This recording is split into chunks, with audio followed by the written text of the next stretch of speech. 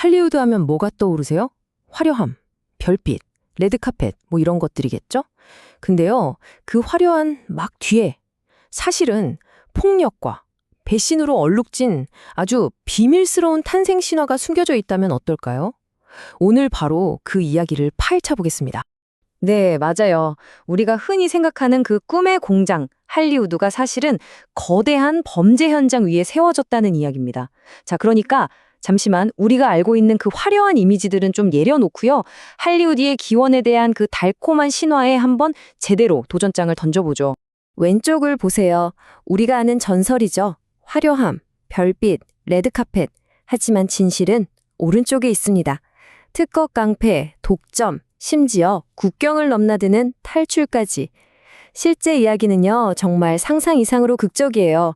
한마디로 거대한 독점가와 그에 맞선 무법자들 간에 정말 목숨을 건 전쟁이었습니다. 자, 그럼 이 거대한 전쟁의 서막을 열어볼까요? 이 이야기의 첫 번째 주인공, 아니, 어쩌면 악당일 수도 있겠네요. 바로 이 이야기의 골리앗, 천재 발명가이자 무자비한 사업가였던 토마스 에디슨을 먼저 만나보시죠. 1908년에 에디슨이 아주 무서운 일을 벌입니다. 경쟁사들을 싹 모아서 영화 특허 회사, 줄여서 MPPC라는 걸 만들어요. 이게 뭐냐면 흔히 트러스트라고 불렸는데 말 그대로 거대한 독점 괴물이었습니다.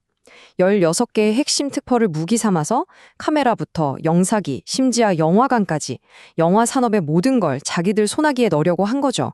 이건 그냥 돈을 많이 벌겠다는 수준을 넘어서는 거였어요. 누가 어떤 영화를 어떻게 만들지까지 전부 통제하겠다는 정말 어마어마한 야심이었죠.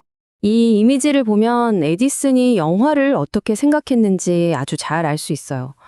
그에게 영화는 예술이 아니었습니다. 그냥 자기가 발명한 아주 정교하고 복잡한 기계일 뿐이었죠.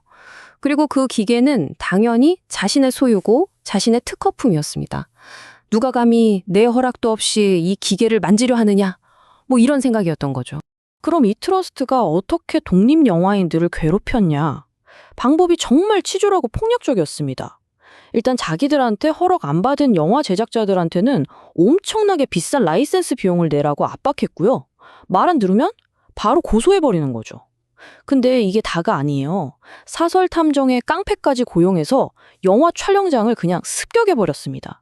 가서 카메라 다 때려 부수고 애써 찍은 필름까지 망가뜨렸죠. 이건 뭐 거의 공포정치나 다름없었어요. 자, 이런 상황에서 독립영화의 제작자들은 어떻게 했을까요? 이 거대한 권력에 맞서 싸웠을까요? 놀랍게도 그들의 선택은 투쟁이 아니라 도망이었습니다. 바로 새로운 개척지, 서부로의 위대한 탈출이 시작된 거죠. 이때부터 미국 영화계는 두 개의 세계로 나뉘게 됩니다. 동부의 뉴욕과 뉴저지는 에디슨의 특허와 변호사, 깡패들이 지배하는 어둡고 숨막히는 기계의 도시였죠. 반면에 서부의 캘리포니아는 어땠을까요? 에디슨의 소나기에서 벗어난 통제 불가능한 자연광이 쏟아지는 말 그대로 무법의 땅이자 기회의 땅이었습니다. 아니, 많은 곳 중에 왜 하필 로스앤젤레스였을까요? 여기에는 아주 기가 막힌 세 가지 이유가 있었습니다. 첫째, 거리. 에디슨의 본사가 있는 뉴저지에서 너무 멀었기 때문에 깡패들이 쳐들어와도 시간을 벌 수 있었죠. 둘째, 햇빛. 1년 내내 날씨가 좋으니까 비싼 특허 조명 없이도 야외에서 마음껏 영화를 찍을 수 있었어요. 그리고 마지막 셋째, 이게 진짜 신의 한 수인데 바로 국경이었습니다. 만약 에디슨의 요원들이 들이닥친다? 그럼 그냥 장비 들고 멕시코 국경을 넘어버리면 그만이었거든요. 하지만 서부로 도망쳤다고 해서 모든 게 해결된 건 아니었어요. 이 궁지에 몰린 독립 제작자들에겐 에디슨의 트러스트에 맞설 뭔가 아주 강력한 새로운 무기가 필요했습니다. 그리고 칼 레물이라는 사람이 정말 예상치도 못한 곳에서 그 해답을 찾아내요. 그건 바로 사람의 얼굴이었습니다. 이게 무슨 말이냐면요. 당시 에디슨의 트러스트는 배우들을 그냥 언제든 갈아 낄 수 있는 기계 부품 정도로 취급했어요. 그래서 일부러 배우들의 이름을 알리지 않았습니다. 왜냐?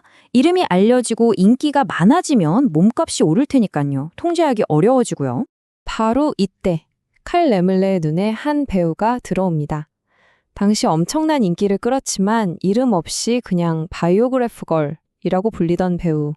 바로 플로렌스 로렌스였죠. 레물은 이 이름 없는 배우에게서 거대한 기회를 발견합니다.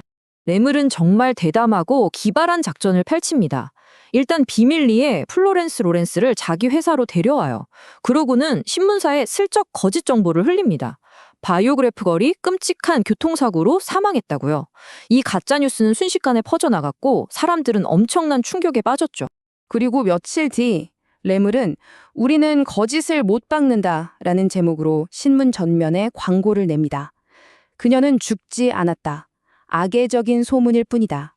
그녀의 이름은 플로렌스 로렌스이며 이제 우리 회사의 새로운 스타다. 라고요. 이건 그냥 광고가 아니었어요. 역사상 최초의 무비스타가 탄생하는 순간이었습니다. 대중은 그야말로 열광했죠. 이 스타 시스템의 등장은 에디슨의 트러스트에 아주 큰 타격을 줬습니다. 하지만 이 기나긴 전쟁을 끝낼 최후의 결전은 영화 촬영장이 아니라 차가운 법정에서 벌어지게 됩니다. 이 타임라인을 한번 보시죠. 이 모든 전쟁의 흐름이 여기에 다 담겨 있습니다. 1908년 에디슨이 MPPC라는 독점 제국을 세우면서 전쟁이 시작되죠. 2년 뒤인 1910년 칼 레물이 최초의 무비스타를 탄생시키며 반격에 성공하고요. 그리고 마침내 1915년 미국 연방법원이 MPPC는 불법 독점이라고 땅땅땅 판결을 내리면서 이 길고 긴 전쟁이 막을 내립니다. 이 법정 싸움을 이끈 결정적인 인물이 바로 영화 제작자 윌리엄 폭스였습니다. 그가 독립영화인들을 대표해서 트러스트는 혐언 독점금지법을 위반한 불법 단체라며 소송을 제기했고 결국 승리한 겁니다. 이 판결이 바로 에디슨의 제국에 날린 최후의 일격이었죠. 자, 이렇게 무법자들이 제국을 무너뜨렸습니다. 그런데 여기서 정말 역사의 거대한 아이러니가 펼쳐집니다. 독점에 맞서 싸우고 창작의 자유를 외쳤던 이 무법자들이 결국 어떻게 됐을까요? 그들 스스로가 또 다른 거대한 제국, 바로 우리가 아는 할리우드 스튜디오 시스템을 만들어낸 겁니다. 생각해보면 이 특허와 플랫폼, 기술과 예술을 둘러싼 전쟁은 사실 한 번도 끝난 적이 없는 것 같아요. 형태만 바뀌었을 뿐이죠. 그래서 마지막으로 이런 질문을 던져보고 싶습니다. 모든 것이 디지털화된 오늘날, 과연 스크린의 빛을 소유하고 통제하는 새로운 에디슨은 누구일까요?